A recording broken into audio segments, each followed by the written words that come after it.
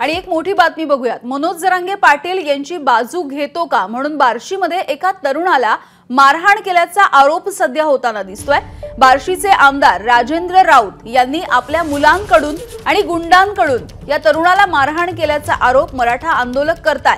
काल केज मधल्या घोंगडी सभेमध्ये मनोज जरांगेंनी तरुणाला झालेल्या या मारहाणीचा निषेध सुद्धा केलाय।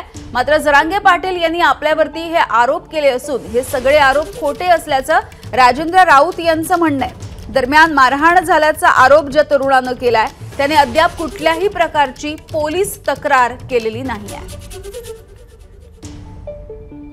मराठ्यांना उठायच्या आत तुम्ही त्या पोराला न्याय देऊन ते समोरचे कोण येतात काय त्यांना सगळ्यांना अटक करा आणि जर तुम्ही त्याला न्याय नाही दिला तर त्याच्या डोळ्यात आलेलं पाणी, त्याच्या आईच्या डोळ्यात, बापाच्या डोळ्यात आलेलं पाणी याचा हिशोब आम्ही मराठी करणार।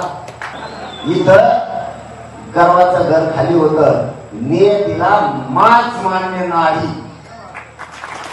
नियतीला माच मान्य नाही, फितुरी गद्दारी नियतीला मान्य नाही।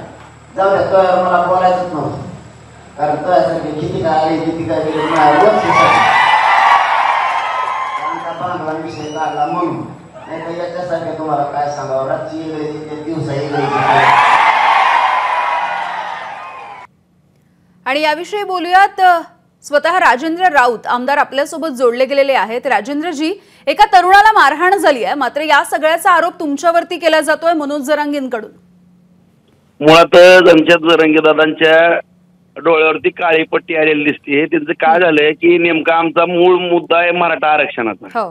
तो मराठा आरक्षणाचा मुद्दा भरकटत चाललेला आहे आणि जरांगेदादाला जसं जसं निवडणुका जवळ येतील तसे प्रत्येक मतदारसंघातले विरोधक काहीतरी चुकीची माहिती देत आहेत, कुठला तरी इश्यू जरांगेदादा उचलतात। आता त्यांच्याच भाषणामध्ये ते म्हणतायत की मी त्याची चौकशी करतो। अरे बाबा, नेमकी चौकशी तर करा।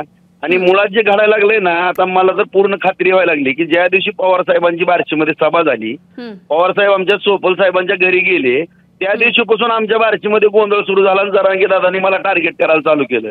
मग आता जरांगेदादा प्रत्येकालाच म्हणतात सुपारी घेतली सुपारी घेतली। मग दादा, आम्ही तुम्हाला असं म्हणू का सुपारी घेतली? आणि कुठला प्रकार आहे की मी तुमच्या लेकराला रडवण वगैरे? काय आमचं काय बीड सारखं घर वगैरे जाळायचा प्लॅन केलाय का? अरे बाबा, आम्ही कुठं उभारू सांगा, कुठं गोळ्या घालणार आहेत आम्हाला, कुठं थांबवू सांगा तुम्ही? काय गोळ्या बिळ्या घालून मारून टाका सगळ्याचं राजकारण करणाऱ्या माणसाला, ह्याला बघतो त्याला बघतो त्याला पाडतो त्याचंही करतो, असं नाही ना चालणार। शेवटी छत्रपती शिवरायांचा महाराष्ट्र आहे, देश आहे। अगदी, अरे डॉक्टर बाबासाहेब आंबेडकरांच्या घटनेप्रमाणे चालतंय। एवढी जर दादागिरी आणि गुंडगिरी म्हणलं तर कसं होणार आहे? ठीक आहे राजेंद्रजी, तुमचा मुद्दा लक्षात आलाय। एकीकडून आरोप होताना दिसतोय मात्र या सगळ्याचं खंडन सुद्धा तुम्ही केलेलं आहे। धन्यवाद, तुम्ही बोललात यासाठी। एबीपी माझा, उघडा डोळे बघा नीट।